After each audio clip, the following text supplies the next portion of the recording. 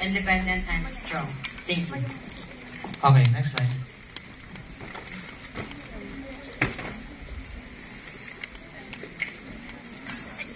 Ali.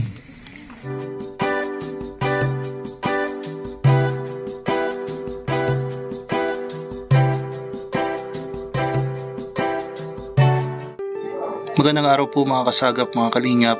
Dito po tayo sa ilalim ng parking area po ng Robinson Mall, Naga City.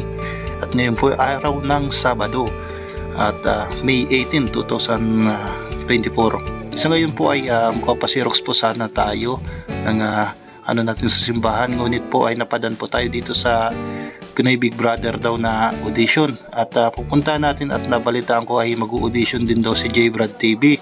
At isa pa, may libre pa daw ditong shampoo, tamang-tama. Hindi pa po ako naliligo. At ayan na nga po, ay bago tayo makapasok ay kunwari nag-audition tayo kuno. Pero ang purpose ko dito ay makapasok dito sa loob at makagawa na rin ng video. At tinitignan ko po sila talagang desidido po talaga makapasok sa bahay ni Kuya, ni Pinoy Big Brother. Pero lingid sa kalaman, alam niyo po ba kung sino po ang kauna-unang nakapasok sa Pinoy Big Brother? Ay walang iba, siyempre ako, joke lang. Siyempre ang construction workers at foreman, ang kauna-unang housemate ni Kuya. Sa partida pa yan, sila pa naglagay ng tiles. At ngayon po ay nakaupo tayo dito sa likod at nanonood po ng audition at para na din po ako nanood ng sine. At pinapanood ko sila na sumasayaw at talagang lakasan ng loob at kapala ng mukha dito. Kung magbabalik po kayo ng audition ay kaunting tiyaga at kapal ng mukha. At siyempre sortehan lang din kung ikaw ay mapili, ikaw na lahat ang pinakamaswerte sa buong mundo kung ikaw napili at nakapasok sa bahay ni Kuya. Ako po ay pangarap ko makapasok sa bahay ni Kuya upang kumain at magkape. Libre daw doon, mas masarap pag libre. Pero seryoso guys, kung gusto nyo po talagang legit na maging housemate ni Kuya, hindi nyo na kailangan mag-audition. Ay kailangan nyo po ay mag-apply bilang security guard doon sa harap ng bahay. At syempre, kung gusto nyo po talaga sa loob po ay mag-apply po kayo ng cameraman. Yan ang pinakamaganda at para na din po kayong housemate at makikita nyo po si Big Brother sa loob kung anong itsura niya. Yung iba po ay galing pa po mismo sila sa malalayong lugar at pumila po sila at nagtiyaga po rito at nagbabaka sakali na magisilang part ng Pinoy Big Brother Gen 11 at marami ng season po. Mula pa pong bata pa ako at pinapanood ko na to mula pang 2005 season 1, bata pa ako noon at napanood ko na tong Pinoy Big Brother. Kaya sinubukan po natin dito makapasok upang makita po ang sitwasyon dito at hindi po ako nag-i-expect na makapasa tayo. Kumbaga sa mga nag-audition po ay kailangan nyo pong tiyaga at natural naman po ma-disappoint. Huwag lang po kayong sumuko at try and try. Baka sa susunod ikaw naman po ang maging housemate ni Kuya.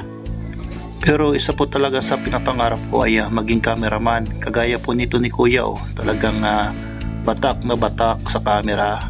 Ayan, at bawat galaw ng contestant pa yan, mga participant ay sumusunod po talaga. Kaya maganda maging cameraman kaysa maging housemate. Joke lang.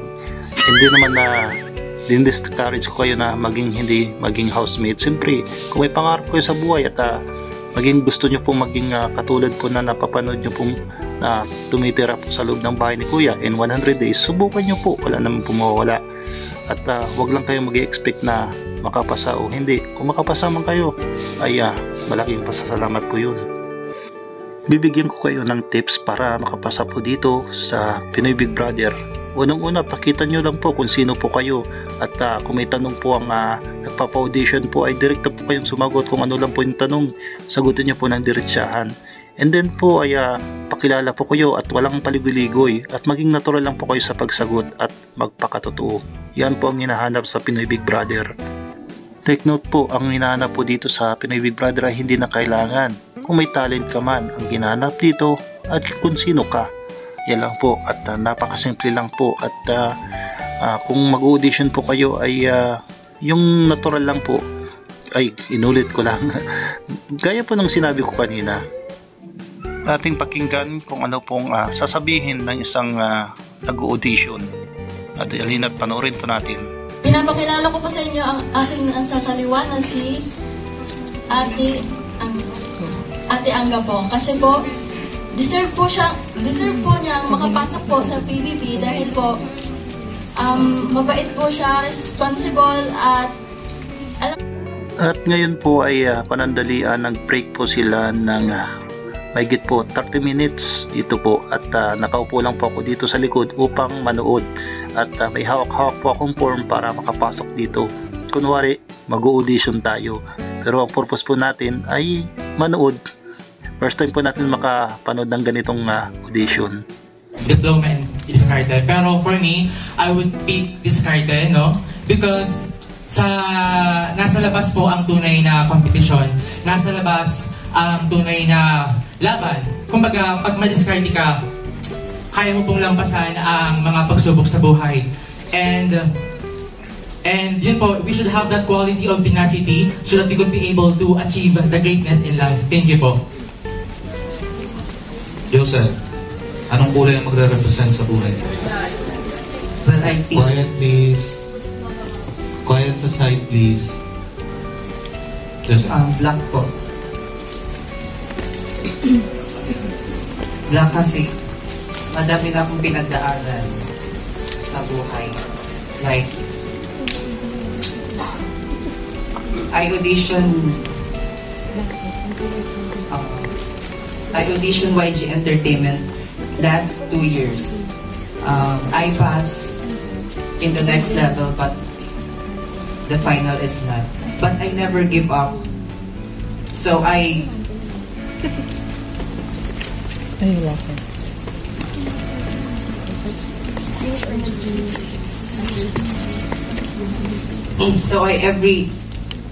single time I never give up. I practice also. And I want to show you that I deserve this. Thank you. Okay. Christine, bakit yellow? Kasi po, sabi po kasi ni Mama kanina, dilaw daw po isuot kong damit kasi po, malayo pa lang aninag na. Thank you. Okay.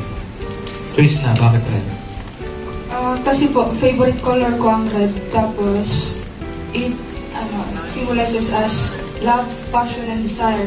Yung desire ko na makapasok sa PBB house po. Okay, thank you. Camps, yes po. mahal ka. Uy, Derek, bakit ganun? So, for me po, syempre yung mahal ako. Bakit ako pupunta dun sa hindi ako mahal?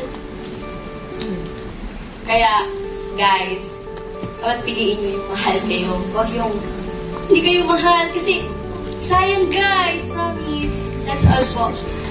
Okay. Ayan. Cairo. Yes po. Cairo. Pagkain magre-represent sa buhay. Ang adobo po, kasi adobong manok po. Paborito ko yung adobong manok. Yung parent kong si Mama, yun po yung pinag-iis sa akin. Kaya po nagpaborito po siya. Yung pagluluto po yun, lagi po siya naaalala tuwing may nakita po ang adobong manok. Kasi po yung mama ko, yung habang nagluluto po siya, dama ko yung pagmamahal niya habang ipinagangatan niya yung ulam na yun para sa akin. Kaya po, yung adobong manok po yung mas naano ko sa akin. Okay. Abe, bagay na magre-represent sa buhay mo. Unang risk Guys, and si Starak po. mas better na po Sana maging po si matapang at Starak. mag-take risk than to regret it later on. Yun lang po. Judges na po si Starak. Ayan po si Starak. Ano yan? Mahjong? Ayan o.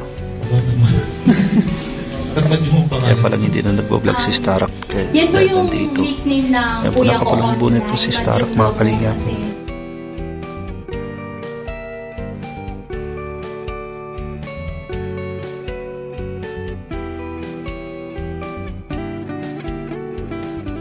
Pakiramdam na ikaw ay na-disappoint dito sa Pinoy Big Brother audition dito sa General 11. Nakakabigla mga question. Nakakalito. Yung kahit maganda ka, hindi mo masabi yung sagot mo eh. Yun. Kaya, Yun lang. At magpakatotoo ko na lang. Katotoo. Yung ano lang, totoo lang, ano. Kaya totoo naman talaga yung sinabi natin, talaga may pinipili pa. Kaya baka next time, try uli. Balik ka bukas. Wala naman masamang sumubok.